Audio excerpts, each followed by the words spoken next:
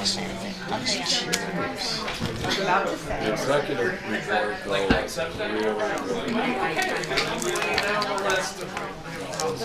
No matter what I do, things going on. Why don't We're we? from Laurie's place. We don't. We need some chairs. Oh, yeah. They're gonna give one chair. There's some chairs y'all can take if y'all need it somewhere. These are empty.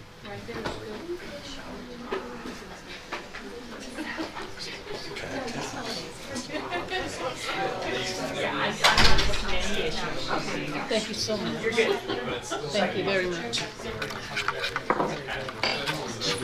She looks like Muhammad Ali's daughter. Like who? Muhammad Ali's daughter. Really? Does she? Layla? Layla. Layla? Okay, I'll call to order the work session for the Sierra Vista City Council for the 22nd of January 2019. And looks like all the council's here. She's on her way back. She's on the way back. Okay. First item on the agenda today is the council meeting for the 24th. And obviously we'll start with the call to order, roll call, your invocation by Father Greg. Mayor Pro Tem's got the Pledge of Allegiance and the acceptance of the agenda.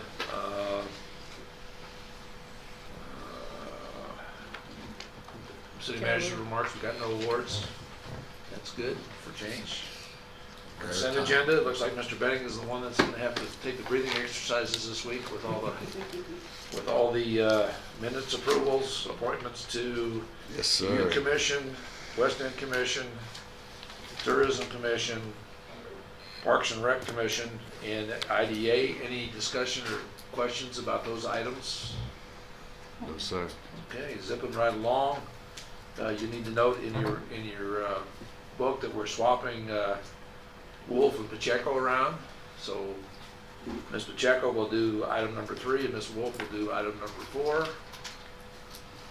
And that will become evident at the council meeting as well. We're doing that way. So on item number 3, it's the West End redevelopment area. Mr. McLaughlin, can you give us the staff report, please?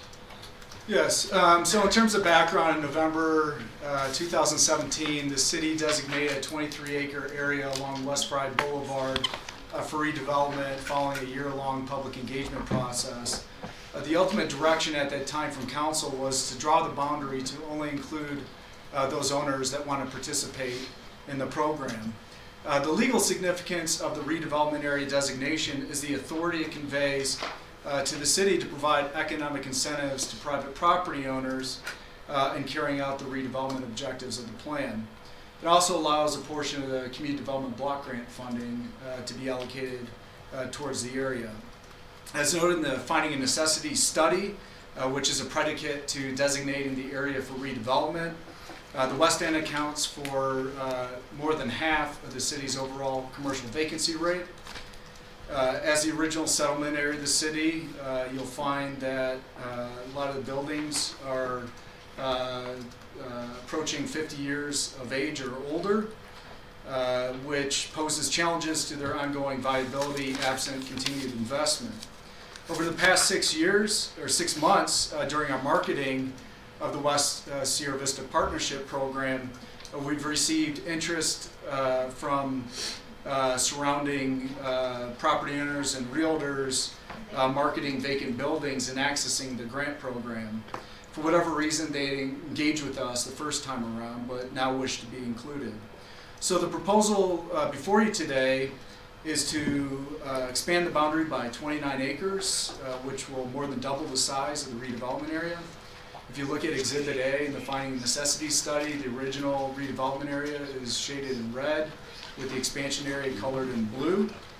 Some of the more prominent vacant properties in the expansion area include the former Horizon Moving and Storage facility, the old B&D Lumber Yard on North Avenue, Daisy Mays and Martin Cleaners. You may have heard that Daisy Mays was recently acquired by the new owner of the former Sun Canyon Inn that's being converted to a Best Western Plus, and that has the most promising potential. And as of as one of the, if not the most historic buildings in Sierra Vista, seeing that property refurbished and reoccupied has a particular public significance. So in terms of process, we're required to present our findings at a public hearing, which has been noticed to each owner by mail. We have a resolution to designate that requires a 2/3 vote by council. If you approve, we'll author the amendments to the redevelopment plan to address the expansion area, which will go before the Planning and Zoning Commission on February 5th, and back to you as council on the 28th. Following the 30-day effective period, we'll be able to start taking grant applications for the expansion area. And so it's, of course, all predicated upon your authorizing staff to proceed. So with that, I'll take any questions. Before we go on, 2/3 is 6 votes? 5. Okay. Oh, yeah. Matt, what's left in the budget for this fiscal year on the grant money? We have just over $50,000. We haven't spent any this fiscal year? I thought Circle K took. That was that carryover? We had some carryover. Yeah, from the last budget year. Okay. That went towards the Circle K. We had another application for the West End Gun and Pawn Store for their new signage. I'm And sorry, what was that? for the West End Gun and Pawn Store Oh, okay. that moved into the former Harley Davidson Uh-huh. store. And we've had conversations with a number of property owners, but they haven't followed through yet. Okay. They're all pending, Purchase purchase or lease of their available space. or, okay. So we have a little over 50,000 in that grant fund. for Right. this. Okay, thank you. Okay. Yes, ma'am. Mr. Mayor, I just want to let it be known, when this came up before, I did not vote on it for the same reasons as before. I will also not be participating in this vote. So how does that affect the 2/3? What's it turned into? We still gotta get 5 out of 7. We'll still have to get even with her recusing. Okay. Anybody else? Questions? All right, looks like getting off easy, man. On this one.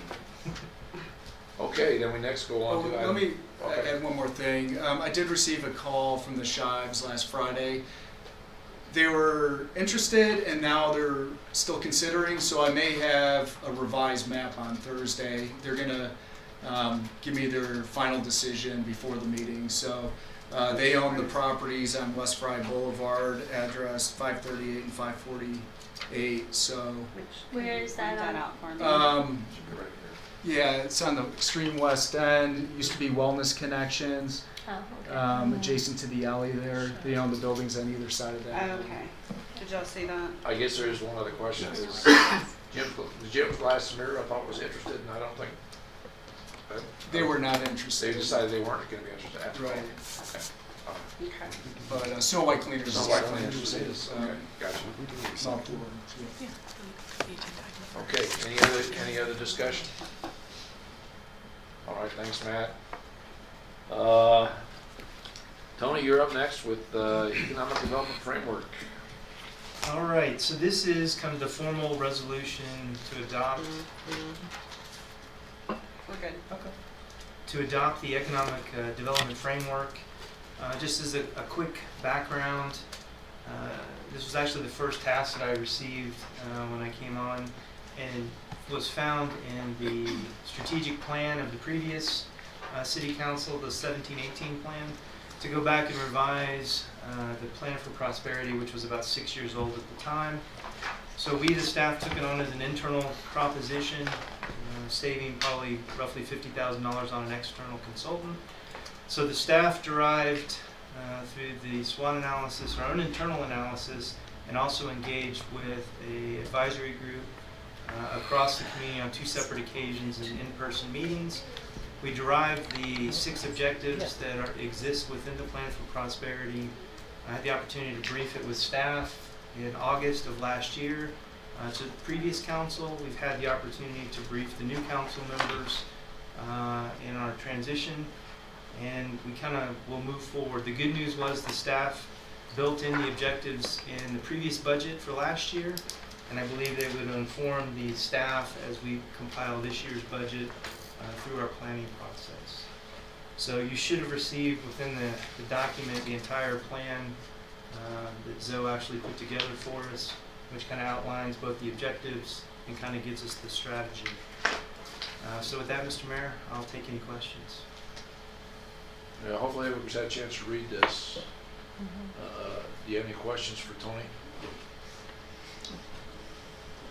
We're expecting this for 2 years, right? This will guide us for the This- next. Well- This is the plan until we have another update. Correct. So we built this within a 2 to 5 year time Okay. horizon from the staff's perspective. The good news is because we own it internal, if the environment changes or if the direction changes, we the staff will have the ability to recraft it and bring it back to council. Okay, that was my question because we're about to do strategic planning. You guys are all quiet. Okay. Now, when you brief this on Thursday in front of the public, are you gonna go in a little more detail like we have, was it 6 or 5? 6. We have six strategic objectives, and these are what they are. I can Yeah, go back. I want you to do that I've so got this people will- 1 or 2 people slides will that hear will go that. back to make sure that everybody's on the same sheet of You music. know, and you don't necessarily, I don't think you necessarily need to beat up the SWOT analysis part, Okay. but if you go back and hit the objectives, is what's there so people will know in the public what we're looking at. Okay, Okay, we'll do. anything else? All right, you guys are being easy tonight. Thanks, Tony. Thanks.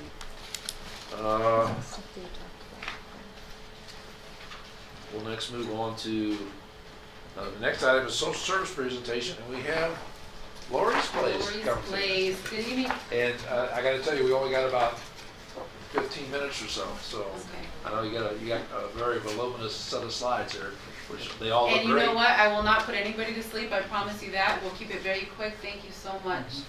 So, first of all, thank you for the opportunity to be here. But secondly, we're not going to go through every single slide. We're not asking City Council for anything today. We're just grateful for the opportunity to tell you who we are and what we're doing. Our biggest, many people refer to us as Lori's Place. We are actually Cochise Family Advocacy Center. We are the only advocacy center in Cochise County. If we did not exist, many of the victims are often taken to Tucson or Phoenix. And kind of just to back up, we service all victims of crime. It can be any type of crime.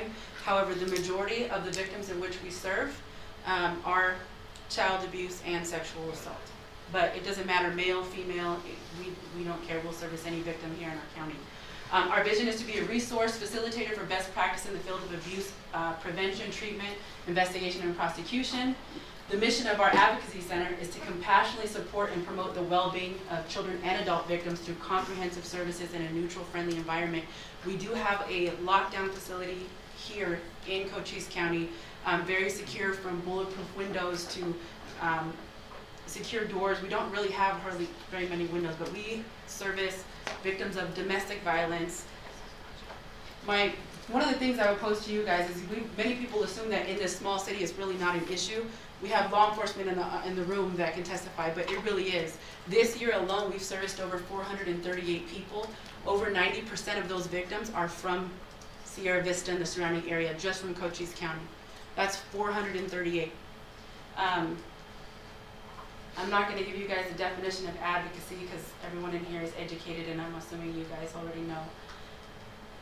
These are some ugly statistics, but 1 out of 3 females will be sexually assaulted. 1 out of 4 males will be sexually assaulted. Children living in rural areas are 2 times more likely to be identified as victims of child sexual abuse, and foster care children are 10 times more likely. Now, this is just from cases that are reported. You have rural areas that people are not reporting, they won't report, but it's nice to know when we go out into the community, there is somewhere locally where these people can get help. We don't have a shelter where we house them and all those types of things. However, one of the beauties about being a small organization is that we work very closely hand in hand with other organizations in the community, and if we don't have it, bet your bottom that we're gonna find it before you leave. So if it means that we have to drive you personally at 2 o'clock in the morning to a battered women's shelter, we're gonna do that. And, you know, law enforcement has their hands full, so we're grateful for the partnership and them bringing us the clients and the victims so that way we can serve them. Two of the things that we do that we're most known for, I'll get into in just a second. We do offer trainings, mandatory reporter training, healthy relationships, teen violence. That's another thing that's a problem in our community right now. Domestic violence is not just about husband and wife. It's happening in high school and middle school, and those numbers are actually increasing as well. So let's see. We've only been in existence for about 3 years. This is what it initially looked like. It's a lot nicer now. Thank goodness. Many people think it's a daycare because of the way it looks outside, but it's not. Let me go back really quick. So this is actually our forensic interview room. Two of the things that we're most known for are our forensic interviews as well as our SANE exams. So we're the ones who collect the DNA and take photographs and all that information in the evidence kit and pass it off to law enforcement. As a prior child abuse investigator, I would have to take a victim to do a forensic interview and then sit at the hospital the first day. The forensic interview is usually after that or the next day, and then 2 days later do something else. I hate to call it a one-stop shop, but it's one place that you can go discreetly. This is actually our family room. So you come in, you have a seat, we get you a blanket. We start doing an intake process, which consists of finding out what you need. Every single victim is different. Every single situation is different, whether it's a child or an adult. We feed you, we find out, do you need counseling? Many people are ashamed to go out and get counseling or have to go to Tucson and don't have transportation. One of our partnerships will actually come and provide in-home counseling for these people to ensure that they're getting the services that they need. The day that the initial trauma happens is one day, but it's something that you have to live with for the rest of your life. And so we want to make sure that you're okay in the long run and to prevent re-traumatization or making better choices and not being able to having to put yourself in situations where you can be re-victimized again. This is our family room. The kids love it. They come in there. There's a fish tank, which we need a volunteer to clean. Just throwing that out there. They don't have any spare time on their hands. I'm going to skip through all of this and kind of just get to the meat and potatoes. I want to show you guys something. I'm here because my husband is stationed here. And I have to say I'm impressed with this small community because I've been stationed in a lot of different places. In 2016, we did 67 forensic interviews and 50 forensic medical examinations. In the last fiscal year, those numbers have, I'm not proud to report. I'm glad that people are getting the assistance. This last fiscal year, we actually did 36 SANE exams and 128 forensic interviews. So those numbers are increasing. I'm glad that there's somewhere for people to go, but the thing that I was saying that I'm proud of in this particular community is people work together. It's not about what you do when we're in competition. We're just here to help individuals at some of the darkest, worst times in their life. These numbers for forensic interviews and medical examinations, what did I give you? 36 and 128. That's not the total number. The total number that we serviced in just the last 12 months of the fiscal year was 438 people. And again, that's just from this particular community. That was one of the questions that they asked. Well, how many of those are from our area? We do help Graham and Greenlee County, but only 27 of those victims came from Graham and Greenlee County. The rest were all Cochise County. So I'm not proud that those numbers are increasing. I'm more, I guess, blessed to say that they have somewhere to go. There's resources. We work with the Forgash House. We work with Casa de Esperanza. We've helped people in situations that I can't really disclose, but in the darkest and most difficult times when you would think that there's nowhere to go. Domestic violence, sexual abuse is no respecter of race, ethnicity, socioeconomic status whatsoever. We've seen people who come in with more education than I'll ever have, and we've seen some people who come in who unfortunately didn't even have a meal for Thanksgiving. We help them with that. So even if you go to our website and you see it's not something that we offer in there, I'm proud to say that our organization goes above and beyond to meet the needs, the specific needs of the members in this community. So whether I'm a member of this community for 12 more months or 36 more months, depending on what the Army decides, you guys have some awesome hearts, people who are willing to work, and we're here. So all we ask from the city council today is if you run across a victim, if there's an organization that you know that they need resources or they need help and don't know where to send these individuals, we're here to help, we're here to work. We are open 365 days a week, 24, I'm sorry, not a week, it feels like that, a year, 24 hours a day. So you will receive a live person, even though we have office hours which are 8 to 5, oftentimes when law enforcement calls us, it's 2 o'clock in the morning. Something about 2 o'clock in the morning that law enforcement just absolutely adores. But we will mobilize a team within minutes, and we will meet them down there at our facility. So we never close our doors to victims of crime.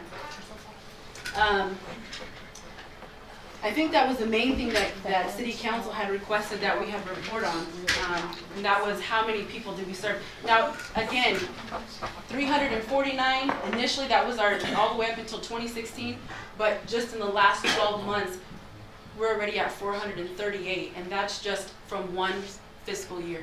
So those numbers are rising. One of our goals, one of my personal goals, is to be able to get into the school districts, work with at-risk youth, work with Operation 3112, and educate these youngsters to start there, because children learn what they live, right? But unfortunately, some of these children are not learning or not living. They come from single-parent households. They're in drug-infested communities, or their parents are on drugs or dealing with addiction. So if we can educate our youth and teach them about healthy relationships and red flags and what to identify, hopefully we can prevent that number from increasing at the rate that it is and stop that in this particular community. You guys have a beautiful city with amazing people, and we just hope to make whatever positive impact that we can while I'm here, and I'm sure when I'm gone they'll continue to do that. Can I just make a comment on this slide? Yes, sir. You see the interviews and the two forensic operations. Before Lori's place, it would not be uncommon for a person who went to the hospital to get an initial interview from somebody who may or may not be qualified to ask the right questions. And then an hour or two later, the police officer shows up and they ask questions and interviewed again. And you can imagine the thing when somebody's emotionally upset, traumatized, injured, and then the next day they need to come back and do another interview with somebody else. And that just adds more and more to the trauma to the individual. And in this case, we have one location where people can be taken. It can be done right by a trained person the first time to lessen the impact of the trauma in the situation. And that alone, in my mind, is the value of Lori's place. And on top of that, you do all these other wonderful things. So I'm a big supporter. Let's switch seats, because that's what I was trying to say. Absolutely, yes, Mr. Mayor. So even with that being said, he made an excellent point. But to know someone, or to have been in that situation, there's a difference between sympathy and empathy. And if you've lived it and you've survived it, to be able to have a place where you can go and you can feel safe. We're not there to judge. We're not there to say it's your fault. We're not there to say, this happened to you because you did it. No, we're there to tell you it's not your fault, that it's going to be okay. You're going to survive this situation, and we're going to help you with all these additional resources. But the mayor is absolutely correct in saying that it's a unique business. It's not necessarily something that you're going to see, advertised all the time. But if you guys know that we exist and you can send people where they're going to get help, it can make the difference between someone taking their life. We see that all the time. The other thing is the pursuit of justice. By getting these victims to us in a timely manner, it can make the difference between someone walking away and someone sentenced to 23 years just last week. So even though it's not something that, you'll see our faces on billboards and all these other things, I sleep well at night because I know that I'm making a difference for these kids and for these women, for these men, whoever it is, we're making a difference. And that's what I'm saying. This community is awesome because of the people that are in it. I thank you guys for the opportunity to be here. If there's anything that we can do to help you, someone that someone that knows someone, we're here. We're definitely here to work. So thank you very much for your time. Questions, comments, guys? Yes, any questions? You passed over the best playground in Sierra Vista. It is! See, if I wouldn't get fired, I'd probably go hang out there myself. But, and for respect of time, I kind of went over it. But again, going back to the community members, that was donated by an organization. Was that you or something? It was our Rotary. Really? Okay, yeah. and the inside playroom, so. And first of all, I love that. If I could afford it, I have y'all come build me one in my garage or something. But little, not little because that's a big thing. Something like that, a kid that's just been assaulted, doesn't trust any adults. We're not there to scare them and intimidate them. We let them come, relax. They come and play. They absolutely adore the playroom. We have an organization, the Hummingbird Quilting Guild. I don't know if you guys have heard of that. It sounds so simple and people think it's not a big deal. Every single victim that comes in, we wrap them in a blanket. They hold on to those things like they won the freaking lottery. They hold on to those things for dear life, and it means the world to them. So when you're at the lowest point in your life, and they'll never meet the people who make those quilts, ever. But if you guys are one of them, or you know someone, please tell them thank you. I tell them thank you every time I have the opportunity, but thank you so much, because there's people in this community who unfortunately are being victimized, but there's also people in this community who are doing something to help them and to give back. So thank you very much. Well, thank you very much for your presentation. We appreciate learning a few things today. And I think you probably have seven new supporters if you didn't have them before. Just 7? I'm just Well, kidding. I can only speak for the council. Thank you very much. And again, we're not asking for anything, but if there's anything that you guys need or something comes up, please don't hesitate to contact us. Thank you very much. Thank you very much. This is pretty cool. I won't take this home. Okay, great presentation. Next we have the overview for the 5-year Community Development Block Grant Consolidated Plan Update Process and Requirements. You've got a longer title there. Oh, that was amazing. Okay, so over the next few months or so, we'll be reviewing and updating the 5-year consolidated plan for CDBG funding. Before we kicked off the process, we wanted to kind of give you a basic primer on CDBG and kind of the steps we're going to be following over the next few months.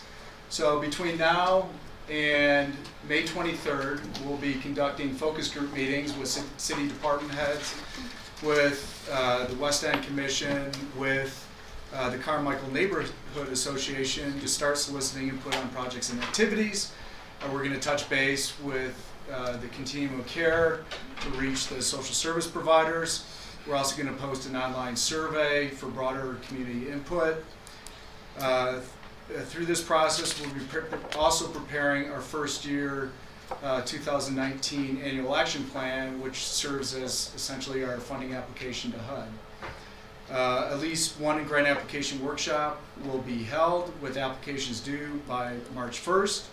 As has been custom, the applicants will present their proposals to council at a work session for evaluation and scoring. The draft plan will be presented to you on April 11th, followed by a 30-day public comment period. We'll bring back the plan with any public comments to you on May 23rd for authorization to submit to HUD. Now, of course, this timeline is predicated upon the regular schedule of releasing their official estimates, typically in March. They've been delayed over the past couple years, and I'm expecting another delay this year. So it's quite possible that it will be towards the end of summer before the final plan is presented back to you as council, because we really need to know how much we're receiving in order to finalize the plan. So the consolidated plan will cover years 2019 to 2024. The program year runs from July 1 to June 30th, coincides with our fiscal year. The consolidated plan serves as the umbrella document for subsequent annual action plans, and it's my hope and expectation that by putting the planning analysis up front, we'll be able to focus our efforts for the next 5 years to better streamline the process. In addition to serving as the planning document and application for HUD, we'll be tracking our progress as we do every year through the CAPER report that we present to council in September. That's essentially an auditing of our performance for community development block grant activities over the prior year. So again, the annual action plan carries out the goals that you set forth in the consolidated plan. There needs to be consistency between the projects and priorities. CDBG funds can be used for infrastructure, homeowner rehabilitation, public facility improvements, and public service projects. Over the past 5 years, we've been averaging just over $250,000. And the projects and activities need to principally benefit low to moderate income individuals. Low to moderate income projects are generally the easiest way to qualify a project. 70% of the overall community development block grant funds must be expended under the LMI categories. This can be done on an area or a limited clientele basis. What qualifies for low to moderate income? Like, what is that? I'll be getting, to that in Okay. just a couple slides. If you just hang in there. For public service activities such as homeless persons, childcare, or senior citizen centers and the like, there is a 15% cap on that category. In order to qualify for a public service activity, the activity must be either a new service or a measurable increase to the level of an existing service in the 12 months prior to the request. The second objective, national objective, is prevention of and removal of slum and blight. This can be done on a spot basis, addressing conditions with a single structure or location not in a slum or blight area. Activities are limited to acquisition, clearance, relocation, historic preservation, environmental cleanup, and building rehabilitation. There's a 20% cap on projects that fall into this category. The third activity, which an activity that meets an urgent need where there are existing conditions that pose a serious and immediate threat to the health or welfare of the community. This is a category that you don't plan for and is rarely used, but is available if the need ever arises.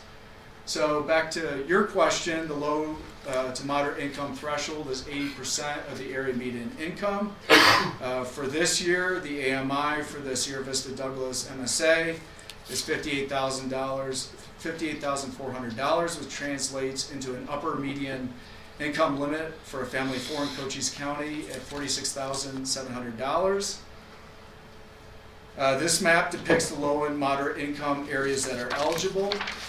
Because the city has few areas in which 51% of the residents are in a low and moderate income block group, the CDBG law authorizes an exception criterion in order for us to undertake area benefit activities. So go back and say what the first part of that was. Okay, so typically communities, the eligible areas in communities are those block groups that are 51% or more households that are within the low to moderate income category. Because we have so few of those block groups, we are considered an exception grantee, and the threshold is lowered to 42.77%. Okay? So in the prior consolidated plan, however, the city chose to concentrate public investment in 4 target areas that has the highest percentage of low to moderate income households, and those percentages are listed on the map. And so one of the questions we'll be proposing to you during the public process is whether to expand the scope to include additional target areas beyond the 4 that were previously identified in the prior consolidated plan. So these are the areas that are eligible. These are the areas that were selected in the prior consolidated plan for CDBG funding. The orange areas. The dark orange areas. I have a question about Fry Town Site. Is that county or city? Well, there's an enclave that's county, and the CDBG Oh. funding that we've expended has been within the incorporated areas. Now, we have partnered with the county in the past, and in fact, over $1.2 million over the last 20 years has been expended by the city and the county to upgrade the infrastructure in the Fry Townside area, including sewer improvements, road resurfacing, curb, gutter, and sidewalk, etc. And so, and there is that possibility going forward that we continue that relationship and But partnership technically, we spend our money in the on city limits. limits within the Fry Town site. Correct. And the county would pay the county Okay. portion yeah. of that, and we work on one project together to do that. And we've done that in the past. Yeah. And some of that will be evident when Blake goes through our background studies, where you can see like the presence of street lighting. You'll see the gaps in the unincorporated areas. Okay. So we'll be consulting with you and the community to identify the priority needs in conjunction with our baseline inventory and assessment, so that the decision process is data driven. Once the priority is established, we'll develop goals to identify projects to implement those goals over the 5-year time frame. Looking back in the past 5 years, the city's dedicated the bulk of CDBG funding towards public infrastructure type projects. This is very typical of the CDBG programs I've been involved in. We've been active in identifying and correcting right-of-way deficiencies, improving drainage, providing for accessibility in parks. We've managed a few sub-recipient agreements dealing with after-school programs, employment services. We've carried out an emergency home repair program, and then in the last month, we carried out a demolition of a long-standing problem property in the Montebello neighborhood. So here's a look at the priority needs that were established 5 years ago. We want you to start pondering whether those need to be adjusted. Public improvements in creating affordable housing activities ranked as high, followed by homeless activities, public service programs, rental, acquisition, rehab, economic development, public facilities, and fair housing. We'll be doing surveying to see if those priorities should be reordered or stay intact. From an administrative standpoint, given that I've absorbed the bulk of the administration duties, we're recommending that the council perhaps consider funding fewer larger projects to cut down on the amount of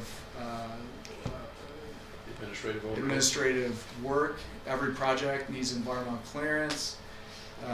Every sub-recipient agreement needs to be drafted and monitored. So just keep that in the back of your mind as we go through the plan development process. And again, in order to rationalize the decision-making process, we've done background studies and analysis on existing conditions within the eligibility areas and overlaid capital projects that have already been identified as needs. Blake Fisher is our GIS tech, and he's developed some really cool interactive mapping tool that will highlight those deficiencies, and we can push out to the public for input and feedback. And I'm hoping to create an interactive map layer where neighborhood groups and organizations can actually plot problem areas that they want us to direct our attention to, and perhaps coming up with strategies and projects in the 5-year planning process. Ma'am, excuse me, before Blake starts, on that priority needs, the designated areas there, the ones that are chosen as high, those are areas that the citizens or the council or all of us together kind of designated as high need areas? There was a planning process that resulted in the city council establishing those priorities. Do they happen to fit into what you would consider the larger priced projects? Or is that Well, there are not necessarily? Yeah. Projects can be big or small within those categories. Any of them? Any of them. Okay. Although infrastructure tends to be more costly. Okay. Thank you. So Blake will just take about 5 minutes to run you through the map series that he's developed. Hello, everyone. I'm Blake. This is the Community Development Block Grant Issue Review web map. And basically, this is sort of a compilation of a lot of different layers that we've either created or already had on hand that we're utilizing or just sort of determine good priority focuses for what we want to do with the CDBG money and allocations.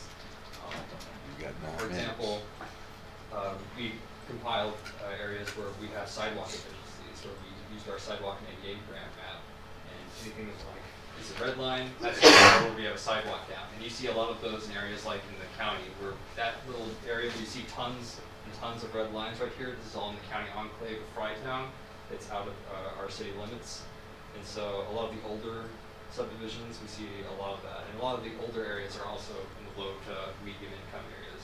And we also have the recently performed pavement survey, and we can see basically the quality of our roads. And again, a lot of this, we see the lower quality is in the older subdivisions. And streetlights, what Matt was talking about, anything that's a red dot, that's a gap based on our current development code standards. If the subdivision or residential area was developed today, what requirements we would have for where we would put streetlights. Every single red dot is where we would require a streetlight to be put. So basically, if this area was developed today, it would be a lot brighter. We got our parks and washes, and we also have some information about some already suggested proposals and plans for like the Len Roberts Park multi-use path, where we were talking about proposing putting a multi-use path from here, the road on Tacoma, that will go all the way to the Carmichael Elementary parking lot. It's part of sort of help out the safe routes to schools, kids get to school safer, because currently there's a real quick connection for people riding their bikes. There's all sorts of other cool little layers, and this is sort of a tool for both planners, people in community development to sort of identify areas as sort of like an analysis tool, and also people in the public to try to get a better idea of what sort of situations are from sort of a data-driven standpoint. And it's kind of interesting to learn more about your community, how old some of these subdivisions are, where the condemned properties are, and sort of the situations, what happened. This is 11 Witten Drive, which had a fire in January. It'll cost the city about $15,000 estimated to take care of. In addition, we also included, including the capital improvement projects, safe routes to schools. We also included some information we did in our Title VI analysis, which is sort of the demographics. And this was provided to us courtesy of the Maricopa Association of Governments. And it's sort of a way to identify areas of vulnerability, especially in these Title VI areas. So we can see areas of, like, for example, demographics with high age 65 plus, people without vehicles, people with disabilities, where the highest numbers and percentage of this are. And this could be a factor considering areas we need to focus on adding more ADA ramps or sidewalks. And it's definitely a useful tool, making sure that we can really focus on some of these areas with the higher percentages. For example, in this area, we have 25% that are people without vehicles. So that's very high. It's definitely someplace we want to look at.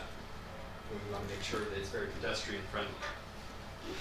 So we have access to that through that link that was provided on the. Yes. Yes, this is publicly available, so feel Great. free to share it with people if you'd like. For some reason it didn't. You're gonna do, appear, but it came you're gonna do where the public can reach out to you and give ideas or Absolutely. suggestions? Yeah, both in online survey format and hopefully through an interactive map tool that we're developing. Okay. Yeah, we've included some public requests on here as well. For example, some lady reached out to us and she was commenting about how in some of the Montebello area, how it's so dark in that region. And she requested that we look into adding some streetlights. So we put it on this issue review. And we took a look at how many streetlights are. And there's a huge gap of where there is. It's completely dark. And again, so, that was a county enclave that was annexed to the city and didn't have the requirement in place at the time as well. the older the subdivision, or if it was first made in the county and later annexed, this is where we see a lot of the development code fallbacks or depreciating infrastructure. And that's sort of, we can see the data here. And that really brings another question for discussion as well, when we talk about standards. Do the standards for a new development, should that be the same as the standards for the old development? For example, you got plenty of lights there, but what's the cost of having that many lights? Or maybe the new development should have a different, or the old development when it's lit should have a different standard. Right. Because the lights are brighter and they're focused properly, you know. Right. So there's a whole another set of discussions there. Right. Maybe we only do at the intersections and not the mid block. That kind of thing. Right. Yeah. Or bus stops. Unless there's Yeah. a lot of foot traffic in that area, the bus stops and those kind of things. Sure. Yeah. Okay, so yeah, we just wanted to provide you kind of that overview as a precursor to us, launching the formal process. Obviously, there are meetings built into the schedule for you to provide input and direction. So with that, we'll take any other further questions. I just want to say, I think the preview is really excellent to have that ahead of time like this, but that is amazing. Isn't it? Yes, Yeah. it is. Thank Especially you guys so because much. it can be That's hosted on the web for public Yeah, to yeah. access and review. a lot, as it well. answers a lot of questions for folks Sure. too, so it's wonderful. That's kind of like 21st century. Yeah, I'm used to the static maps that you plot. Yeah, and right. you Oh, for distribute, it's taking it to the next level for sure. We're fortunate to have somebody like Blake who's able to do Yeah. that for us. Thank you, Blake. Thank you, Thanks, Blake. Blake. Great presentation. And Matt, thank you very much. Okay. Okay. And I'm sure we'll get more questions later. People are going to say, I know the heat maps, I want one for myself. That issue. Okay, next up is update on recycling and discussion of options. Chuck? Yes, Mayor Mueller, members of the council, as we discussed previous work sessions, we are all aware of the decline in the recycling markets and what that means to us in terms of our recycling efforts as well as the county-wide recycling efforts. So at the last meeting, we were given the task of coming up with some options for the council to consider with regards to the future of recycling. So we asked Sharon and her staff to do that. So Sharon, go ahead and take it away. All right, Mr. Mayor, members of council.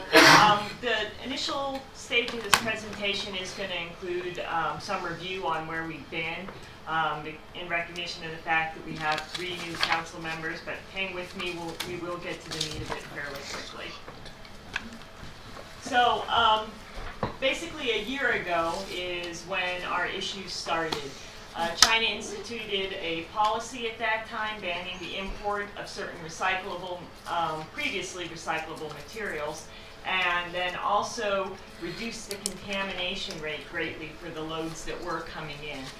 Some of the items that were banned as of a year ago included mixed paper, so your newspaper, magazines, mail, that sort of thing. And then also low quality plastics, your number 3 through number 7 plastics. Those were banned at that time, so the market for those basically dropped to nothing. The plastics didn't impact us a whole lot because the city never accepted number 3 through number 7 plastics as recyclable, but paper certainly hurt quite a bit. And then the new contamination rate of 0.5%.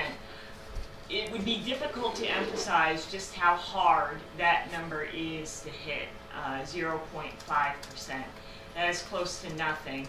When you consider that your average load of recyclables, mixed stream recycling, could have 20 to 30% contamination when it gets to the processing facility, trying to get down to 0.5% is super tough. Important to realize as part of this as well, that recyclables actually can contaminate each other. So if you're trying to hit 0.5% contamination on a load of aluminum, and the machines cannot do an effective job of separating out the plastic bottles for a load of aluminum, that becomes contamination even though those plastic bottles were recyclable. So that's important to realize as well. Z, can you postpone the restart?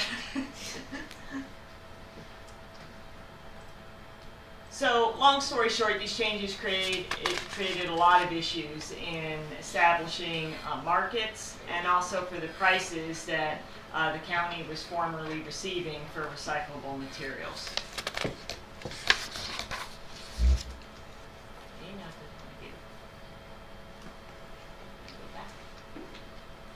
It's weird. There we go. Okay, so the effect on local recycling, effective July 1st of last year, we switched from once a week green, once a week blue pickups to the blue bins only twice per month, and the rest of the pickups reverted back to green. Newspaper, office paper, junk mail, those were eliminated as recyclables. I already talked about that. And then also, it's important to realize in the time since, the markets haven't improved, and I talked about that at my last presentation. It certainly created challenges for Cochise County to find a cost-effective way of getting rid of the recyclable materials. The current tipping fee at the county landfill is $64 per ton. So if it costs more than $64 per ton to get rid of the recyclable materials, unfortunately, the most cost-effective choice is to dump it in the landfill at that point in time. And that's a very difficult reality, but it is the reality of the situation. So, in response to the recent changes, we have developed a few different options. There's 3 of them. Basically retaining the current recycling program, meaning what we have right now, not the program we had prior to July 1st, but what we have right now. Moving to a drop-off facility, which those of you who've been in town for more than about 15 years may remember. We used to have drop-off facilities around the city, so this is actually going back to what we used to do with some modifications, and I'll talk about those. And then always on the list, no one likes to see it, but it certainly is a possibility, is eliminating recycling in the face of the current market pressures. So I'll start first with retaining the current recycling program. Operational impact is not really anything from what we're doing now. It's exactly what we're doing now. The biggest pro is this is what's convenient for our customers. Certainly wheeling the recyclables down to the curb, very convenient for them, although we have had a learning curve over the last couple months, transitioning to twice per month recycling pickups versus every week. We've gotten over that, and there's a good level of understanding now on the programs. The biggest con is what I talked about in terms of the mixed stream recyclables. If the cost of recycling is greater than $64 a ton, then it is more economical to dispose of it in a landfill. If you said this already, I apologize when I stepped out, but what is it costing us per ton to recycle? Is it coming? Yeah, currently the county is charging us $64 per ton for recycling. Their costs to actually run that operation are higher. That's what I thought. At one point, I remember in the last presentation, I believe you said a number of about $100 per ton. Was that to get it? Yeah, that's what it would cost to get it to market and everything. And Marty's here as well. He could probably answer specific questions. But Okay. The county has been generous to us in holding the cost at $64 per ton, knowing that we've continued to make changes on our end to try to adapt to the pressure in the markets. And did you say that was the same as the tipping fee for trash? That is 64. correct. So that's the tipping point. Yeah. The literal and proverbial tipping point, yes. But it's costing the county more than $64, is Yeah. my Correct. understanding, correct? Okay. And that could have the effect of increasing pressure on tipping fee rates in the future if it continues that way. So are they sending, and you said that if it is more than they will put it in the landfill, are they putting it in the landfill now? Or are they sending it to recycling?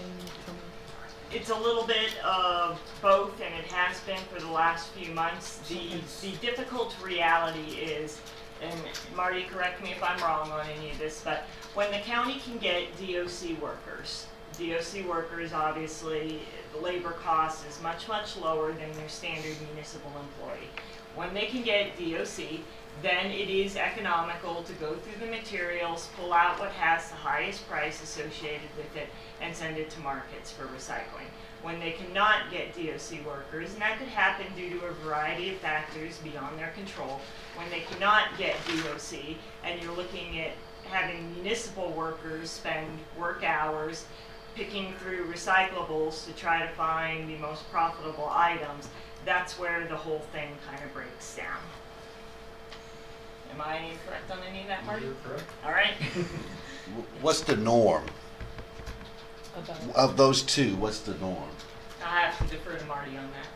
DOC or higher pay workers?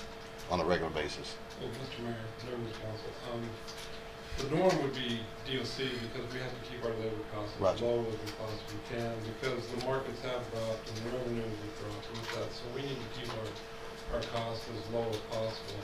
Now, when the markets have dropped so far below any type of recovery of those costs, even DOC costs, that's when we have to make that decision, and we get up in that $100 ton range. So that's kind of where Sharon was explaining. Okay. Mr. Mayor, Marty, just a quick question. When we were at the height of, making recycling profitable, quote unquote profitable, how much revenue was that bringing into the overall system versus where we're at right now? The highest amount of revenue annually was about $800,000 a year. Right now, we would be in charge, charged to drop off recycling. So, and that is, and Sierra Vista is 95% of the recycling, so. The success in what we've gained from Sierra Vista's recycling has been huge.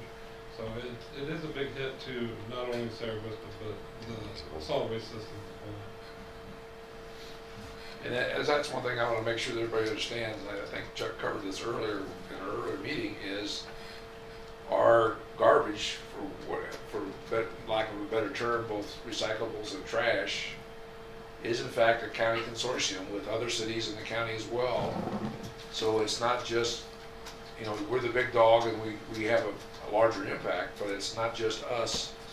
It can affect the entire county's ability to take care of refuse. And keep rates down. And keep rates down. All right, and moving along, the second point on the cons here actually ends up being a very key point that I'm going to be elaborating on future slides, and it's the mixed stream recycling has lower revenue potential than single stream. So the mixed stream is what currently goes in the blue bins. Supposedly anything and everything that's recyclable, we get a lot of non-recyclables in there. But we're talking about all the recyclable items mixed together, that's mixed stream. Single stream is each of the items separately. And kind of what we've discovered in our research and talking to different people out there is it's really the mixed stream that the bottom has dropped out of because of that contamination rate I talked about, the 0.5%, and how difficult it is to hit that. If the materials are separated, they have a much higher value associated with them because they're easier to process and easier to move to market, less labor involved, and therefore they can return a higher price. So moving on, option number 2 would be to provide drop-off recycling facilities. The operational impact, all current curbside pickups would go back to garbage, and there would be drop-off sites provided around town. The pros, for those that want to continue recycling is still an option. Recyclables would be sorted at the drop-off site to minimize contamination, increase resale value. And also tipping fees would be avoided for those materials that are then being recycled. Primary cons, there's a range of potential costs to operate the facility. Yes, Mr. Mayor. I just want to step back to the pros here. Tipping fees would be avoided, materials would be diverted from the landfill. So that means we would pick up the clean items, and where would that go to the system? Would it go? Are we still going to work through the county, and they're going to have it in a separate area, and then they're going to move it on to Tucson or wherever the market is, or how's that going to work? That would be open to discussion with the county on the specifics of that operation. But basically, the single stream drop-off point sites, where we have envisioned those right now, and this is good dovetail into where I was going. The primary issue with the drop-off sites before was contamination. As you may recall, they were in the middle of commercial parking lots. The problem there is there's no security, there's no control. You leave on a Friday, it's fine. You come back on Monday, there's couches, there's batteries, there's tires. It's what we call aspirational recycling. And that is an actual term of art. That really is a thing. But It wasn't popular with the businesses because people would overfill the bins, they'd have windblown trash moving across their parking lot. So one of the changes we would need to make if we move back to this is they have to be secure sites where it can be controlled. They're open between set hours, there's an employee there who can assist people in getting things into the right containers. Yeah. Or a volunteer, yeah. Who can assist people into getting stuff into the right containers. Right now, we've tentatively identified 2 potential sites. The county already has one out at the county transfer station. We also have the compost facility out there. Again, secure, can be locked up at the end of the shift. However, in looking only at that site, we were leaving out the west end of town, which is we just south end of town. Yeah, which is we just discovered is a lower income area, and people may not have access to get out to the transfer facility. So the location we were thinking of there is the city's old yard. Still has a fence around it. You know, obviously we're looking to tear some buildings down there. We've been looking at that for a while. But it's still a site that can be used. We actually used it as a recycling center in years past, so it certainly can be done again. So that was our initial first blush. The great thing about this option is it is scalable. We could bring other sites online. All you need to do is have some way to secure it. And then Go ahead, Chris. And then if we did this, then would you pick up all the blue cans? Yes. That people have at their. Well, and that was one of the open questions is what do we do with the blue cans? Is there any resale value of those? Turns out, not much. They are branded, they say City of Sierra Vista on them. So I don't know how much anyone else is really going to want those. And frankly, they're out there for a couple of years. They're done anyhow, and they're going in the trash themselves. So there would be a limited amount of resale value that we could get out of them, but not a whole lot. We have purposefully held off on ordering any more blue cans over the last few months until we knew how this discussion was going to develop. We didn't want to order thousands of dollars in new blue cans, only to change tax. And as an aside, the blue cans could be used as green cans as well. So. Blue is the new green. So would it make any sense if we chose to do this to store the cans? I firmly believe that at some point recycling is going to come back. I just really believe I think that. there's got to be a period where we store them. So. Or use them. Or use them, yeah. Or use them and then order new ones. And you know, Mr. Mayor, you mentioned another option potentially south of town. A lot of the areas south of town are in the county. So if we could, you know, work in partnership with the county and find a secured location where another drop-off site could be established, that would certainly be a possibility. So now getting back to your question about, you know, how would it be administered? Where would the recyclables go to? We have 2 options there. And Sharon may talk about this a little bit more, but we could continue to work with the county on doing the recycling. They would be cleaner. Hopefully there would be less in terms of labor costs, that kind of thing, much easier for them to deal with. The second would be to solicit outside vendors who, you know, specialize in either, you know, cardboard recycling, plastics, or metals, and work with a private vendor. And the private folks, I would hope, would come down and pick up rather than us have to deliver to Tucson. And I don't know if that's even possible, but to me, that would be the advantage. And sorry, Marty, but it costs money for the county or anybody else to haul stuff up to Tucson. And I mean, maybe that's the answer. I don't know. So. Well, and I think that goes back to the point of, well, it does go back to the point of my question from earlier I was going to ask is, it sounds like the county is leaning very heavily toward not recycling at all, based on information I've heard. Friday Focus Morning Show. Yeah, if the cost is so high, why would? Well, they're losing money doing it. They're really doing it right now as a courtesy to us. Yep. Understood and agreed. Understood, and I get the reasoning for that. So you have that option to continue the drop off. Then you have the other, we're not sure yet option of potentially privatizing recycling, but we don't know if that's even a possibility. So it sounds like this is a very iffy thing, so it concerns me. Yeah, it wouldn't fully be privatized. The city would still own the operation. We would just contract with the vendor to do some portion of it. You mentioned the hauling. Turns out that's negotiable, as is just about every single aspect of the operation.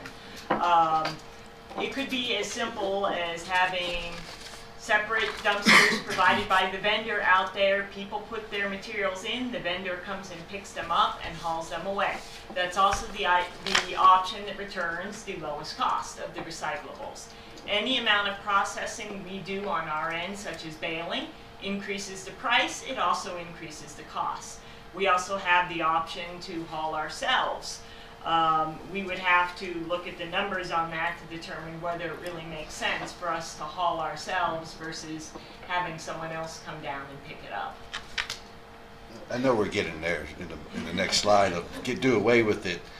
The cost to the public, if we did away with it or had drop-off points or kept it, that's not changing, right? Well, actually, we do have some cost implications of the drop-off site, which I will get to. Okay. That one actually could help us. I'm not going to go with the P for profit here, but at least some amount of lower cost than what we're paying right now. And cost avoidance. Cost avoidance. Right. So recycling drop-off, what would it look like? Basically exactly like Did this. you hit all the negatives on that slide? Yes, I did. interrupted you. Okay. Yep. Okay. Yep, that one. So this is what it would this is what it would look like. As I mentioned, anything extra we do on our end would change the revenue picture. So I don't know why I did that. Yeah, I didn't see that. So- That's why I asked. Yeah. If we were to do stuff like baling, we used to have a baler. The county actually has the baler now, but if we were looking, to do baling, that would then increase the price we could get for the recyclables. And I already talked about the 2 locations we tentatively identified, not to say those couldn't change or we couldn't implement more, but it's something that we would probably want to scale up.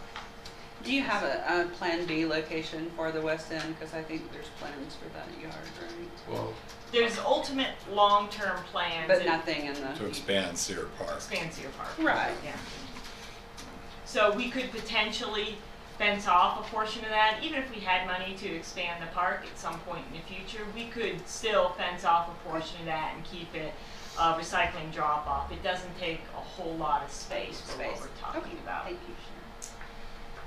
All right, and then the last option is noted, eliminate recycling, the operational impact. We would just go back to 2 green pickups per week. There would not be any recycling. Pros, be able to focus on other core services that we provide. Obviously, the big con is opportunities for residents to recycle would be significantly reduced. Not completely eliminated, just because some stores offer a limited amount of corporate recycling, but significantly reduced. All right, moving into the money aspect of this. So, just taking a look at trash versus recyclables last year. Recyclables were about 10%, sorry, I don't know why it's self-advancing, was about 10% of the tonnage that we delivered to the county. So based on the current tipping fee is $64 per ton, the annual cost of taking those materials to the county was about $121,000. So that's our cost to take the materials to the county and have the county dispose of them. If we were able to take half of that volume that's currently up there for recycling, 1,900 tons, and get people to take that to a drop-off site. That half is kind of the best guess on our part because we haven't done drop-off sites in a whole bunch of years, so we don't know how many people would utilize a drop-off site, but just assuming we could get 50%. If we were to bale that material and get it to a recycling center, the potential revenue, the spot price that we looked up for all the materials we currently take is about $122,000 in revenue. Now, that does not include any personnel costs, any operational costs associated with the drop-off site. If we choose not to bale it, if we choose to have the company provide the containers and come down and pick them up, then the spot price is going to be less. We still foresee it being positive, however. So the single stream recycling at a drop-off site from a financial perspective is a winner in our mind. Also important to realize that we don't necessarily need it to be positive in order for it to be a winner. As long as it is less than $120,960, it's less than it would pay to dump it at the landfill. And a good model of this that we're currently running is actually the glass recycling program. It's been increasing in popularity over the last few years. We have it in the parking lot at the Pete Castro Center. People drop by, drop off their glass. We actually do not make money on that operation, but it is more a factor of cost avoidance. For each load of glass we take to the recycler, we actually pay them. But when you compute it out on the dollars per ton, it's about half of what it would cost to dump it at the landfill. So it is a winner, even though we're not making profit on it.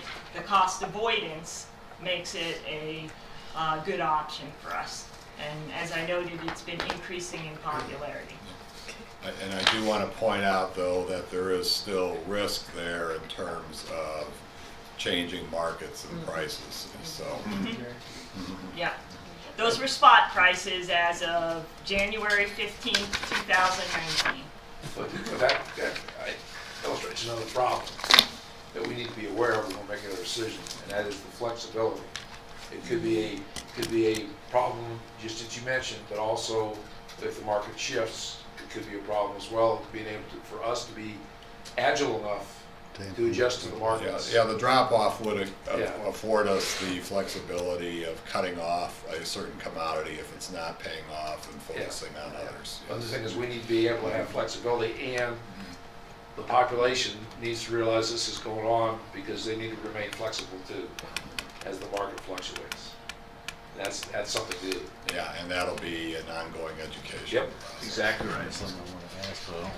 Mr. Mayor, so when you mentioned single stream, I noticed in the big bin, it's sections. So is that the single stream? Yep. So one will be plastics 1, one would be plastics 2, one would be. Yep, that's correct. Okay. Okay, I see.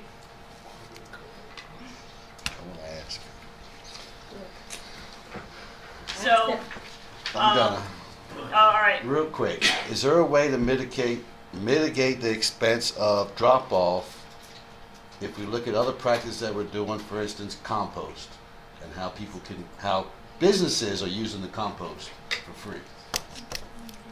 How do you mean exactly? If I was a landscape company, all I need is a receipt from my house that I pay electricity, I can drop off a whole truckload for free. Right. I guess I'm not understanding the first part. If we eliminate, because if we can take fees for that, which it shouldn't happen, because now we're supporting a business, not a homeowner, can we use that kind of revenue or that kind of fee to help pay for a recycling drop-off location? Suppose we could. I mean. I just don't know how to do it, but I know it's happening. Yeah, I'd have to think that through. Yeah. It's not direct. One is Right. compost and one is recycling. Because refuse operates as an enterprise fund, we try to make it as easy as possible for people to understand what portions of their bill are going where. So how we arrive at their bill. So if part of it is we're charging them for the compost operation, but it's paying for the recycling, that's what I'm not sure about. We already are charging businesses a comment. That's a good question. If a business comes in and drop Yeah. the compost you charge. Well, but a lot of them come in Some with the of them, residential they're bills. dishonest, but the dishonest ones, you Yeah. charge it. Yeah. Okay. Yeah, they come in with the residential bills 5 times a day. Go ahead and finish. You were about to say something, go ahead and then I'll. Oh, I was just gonna go over the summary and it keeps advancing here, so this should be fun. The drop-off facility does provide the best potential for recycling revenue, and as Chuck noted, cost avoidance, and that really is the key right there, cost avoidance. Expenses associated with the operating the recycling drop-off may be offset with higher revenues from single-stream recycling. That's based on the market prices. The numbers we pulled were spot prices on one day. What they'll do 6 months from now, I couldn't have told you where we'd be sitting now 6 months ago, so that's always open to anybody's interpretation. And then, important point here, if we do move to drop-off sites, we could potentially look at other items that we're not currently accepting in the blue bins that may be advantageous.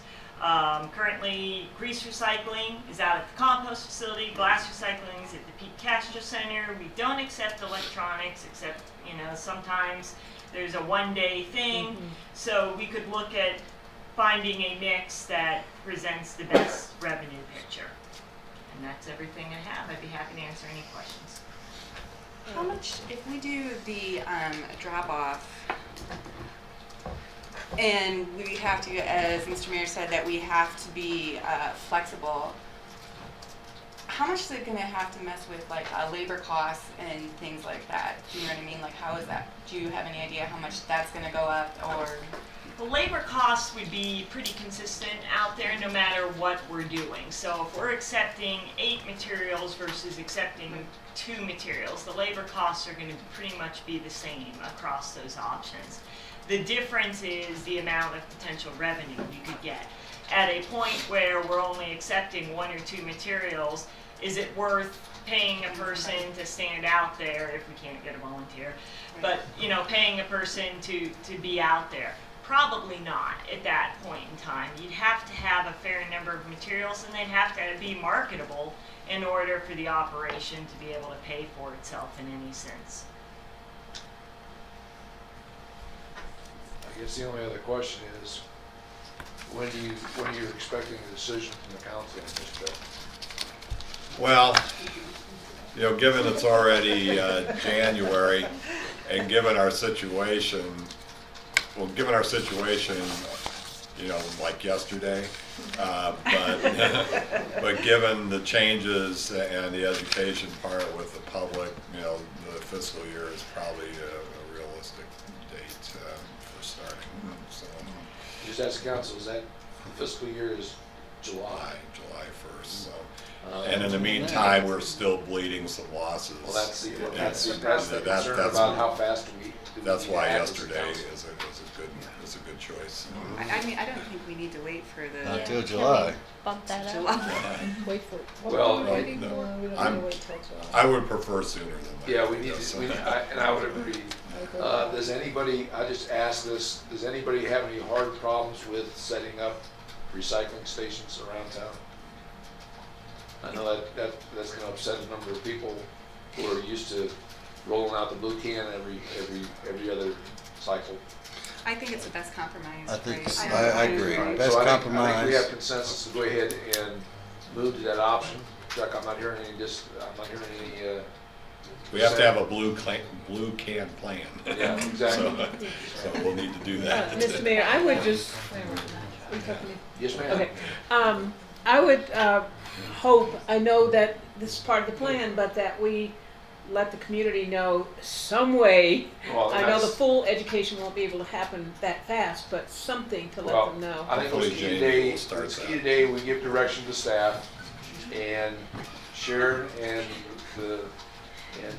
all our good folks on the staff will get the word out and start educating, and they will have to come back to us and say, okay, here's the guidance you gave us, here's the plan, here's when we plan to implement, all the other things, and that all needs to be shared with the public. And And if we get talking points to that, we can further, because people are always asking, so we can further I implement. think you got your talking points right here. Well, yeah, Quite frankly. yeah, that's essentially it. Yeah. But they always put it in such Yeah. good language Yeah. that it'd be nice So- to have that. Sharon, what else do you need? I'm sorry, why don't you go ahead, Rich? Well, I want to know what is our time frame? What are you looking at for how long we can get the drop-off locations In those ready bins. and active and ready to go? I'll have to get Tomorrow? back to you on that because Yeah. coming Tomorrow. here today, I didn't know what the decision was going to be, so it'll take us, a little bit of time to go back and say this is the direction we're proceeding and how we're going to move. So I'll have to get back to you on that. And I'd seriously look at a southern location. The only thing I can come in mind is the park that's hasn't been built yet, where the junior high Canyon de Flores. There's an area right there by the park. Yeah. Maybe there's an area we can fence off on our territory for another location that's city owned. So I'll just throw that out. And Just remember, there will be costs Oh, associated. yeah, I know. That's it. They have a person down there and all the other stuff. Well, yeah, they have to have shelter.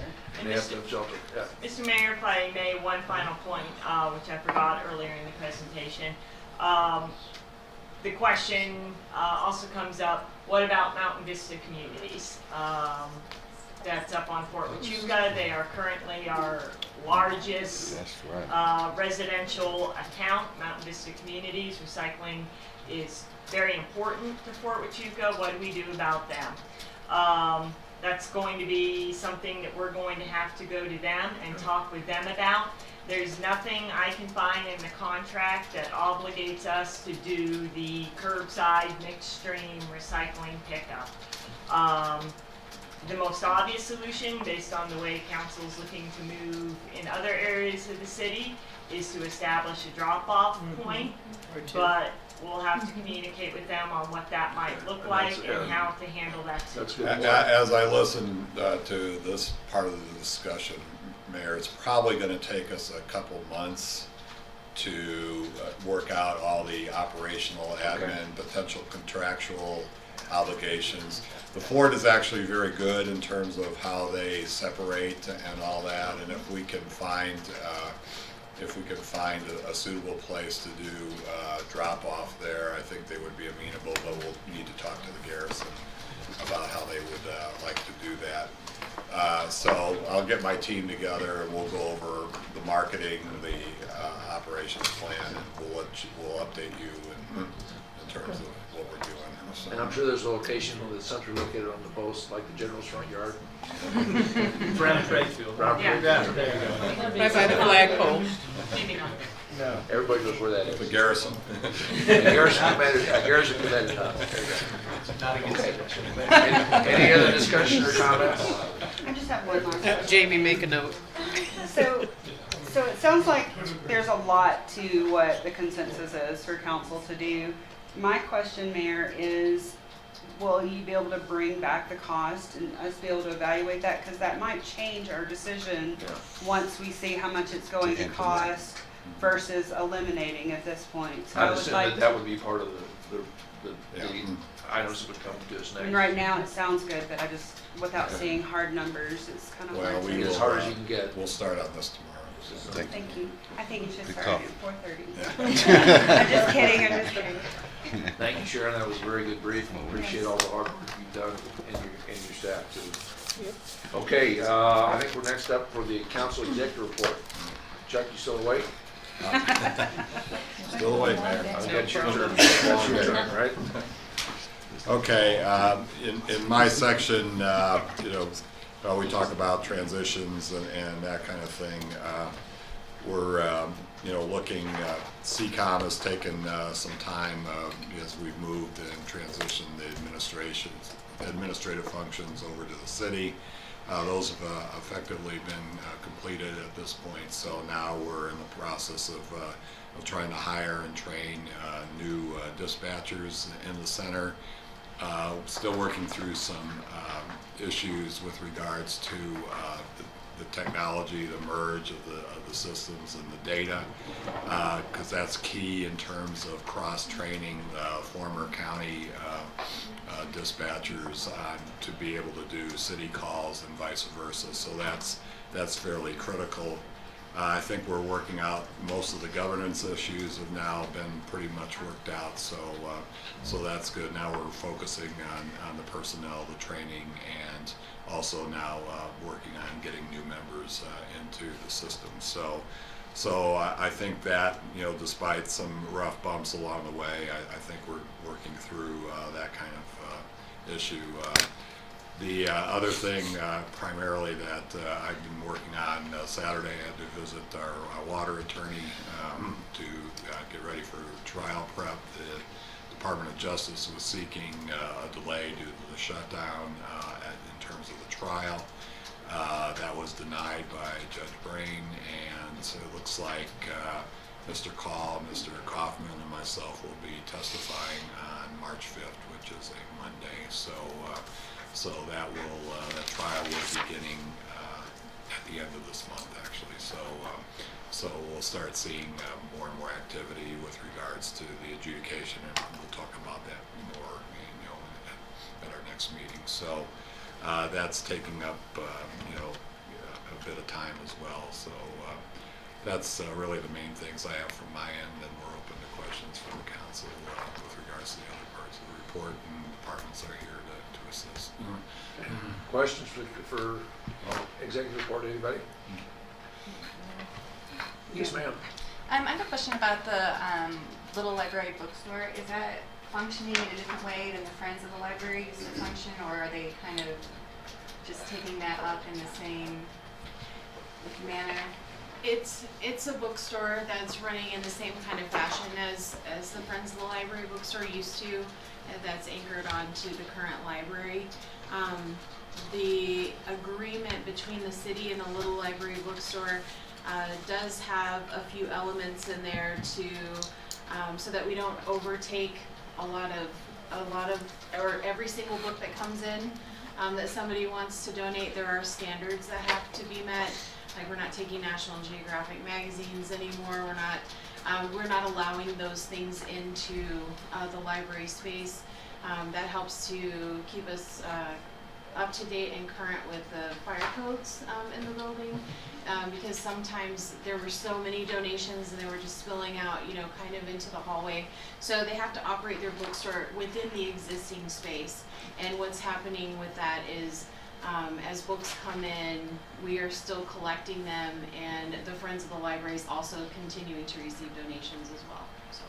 I think too, Christine, the bigger difference between the group that's operating out of the bookstore now versus what was going on before is the agreement that we have with the new group in terms of the use of the facility and how we're using it to get even to the point of how the donated funds are dispersed is much tighter than it was under the old arrangement, to where there was more control, let's say, on the other side versus the city and the use of the facility. So Laura's done a great job negotiating all that. So, Thank you. Yes, ma'am. So I just have a couple of things. One is, I don't think I've said anything about Lieutenant Stumpro retiring in a public session. I was very sad to see him go, and I know that he loved the city and served it well, and I know that he's planning to continue, so we will miss him, but he's taking care of us a little bit. The other, on the CCOM, Chuck, is, are we looking at other fire districts coming in besides Fry, like Palominas, any of those? Or? well, Fry and Whetstone have agreements with the city already, so they will both they will need to come in. Okay, I see. And I believe there will be others that will also see that need. There are some that are kind of holdouts out there, but they won't be able to provide the service themselves. So it'll probably start with Fry and Whetstone and then expand. Expand from there. Mm-hmm. Okay. And then my other question is for you, Chief Thrasher. On the crime report, I'm seeing the officer assaults went down, which of course I'm always very happy to see. Do you feel like that's because the national attitude has improved, or why do you think that is? That's hard to say. Any of the stuff, whether or not it's a national or a local deal. If you notice also, we were down on aggravated assaults. I did see robberies. that. Some of that violent crime went down. Yeah. Year-to-year fluctuations as it goes. I will have to say, while we had less injuries, we had a couple more pretty serious injuries that required surgery. Of our officers? Of our officers than the other one. But it's always good to see it go down. It's still higher than it was 3 years ago. Right. But hopefully the trend will keep down. I hope so. I hope so. All right. I think that was all I had here. Mr. Mayor, in that same area, a lot has gone down. And even though I understand you said it doesn't exactly represent all of the things going on in the community, those are remarkable drops. They are, and again, I couldn't tell you what's attributed. I do know, on the property crime side, usually we have 1, 2, or 3 significant individuals that do a lot of the criminal activity, and we're able to identify them quickly. It reduces it. And in this particular case, I believe that's the case with those individuals. So, but we'll always have more of those step up and start doing it again. So it's just a matter of identifying them quickly so that they don't continue on with the spree. So also for PD, I saw somewhere, I guess it was in here, the video that was produced by Marketing. And I haven't seen it yet, but have you seen any results? Are you able to tell anything yet? Actually, we had less applicants last year than we did the year before. So I'm not sure. We did hire more, so we got better quality. So in 2017, we had about 250 applicants, only were able to hire 3. They got through the process. We had about just over 200 last year. We hired 6. So maybe we're seeing more quality coming in. But that's still, we hired 6, but we lost 8.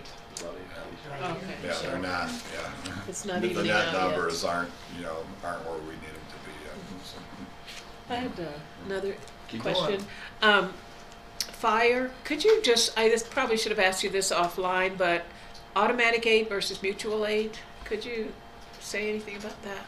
Is that fire department? The simplest way to describe it would be automatic aid doesn't require a call or a formal call or request for service. Oh, it's just okay. an automatic function. So previously through Service of PD Dispatch and now through CCOM, we have automatic aid agreements with Fry Fire and Fort Chico Fire.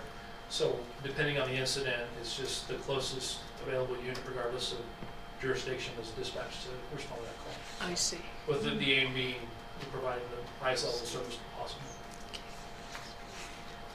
Thank you. Okay, anybody else?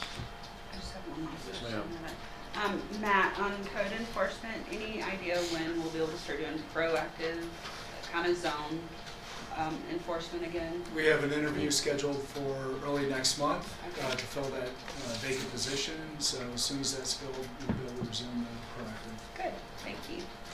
Okay. One more, excuse me. One more. Yeah, I wanted to just highlight that the library is seeking bicycles for the rental program, which apparently is very successful. And I want to do more about getting the word out. Is it out anywhere yet that you're seeking bikes other than in the executive report? They've been sharing it, I believe, on our Social media. Oh, okay. Yeah, it was publicized in the email newsletter about a month and a half ago. Okay. Okay. I think that's wonderful. It's such a good program. When people rent bikes from the library, do they use their card? Yes. Are they just not returning? What's happening to the bikes? There used to be a very bunch. popular. They're always checked out. Oh, they're just always checked out? That's why there's only like one There are a few that disappear. Okay, that's what I thought was happening. But that's do you not have a an systemic end? Do you have an card. end limit where they can only get it for 3 days or 2 days or a week or whatever? Yes. Okay.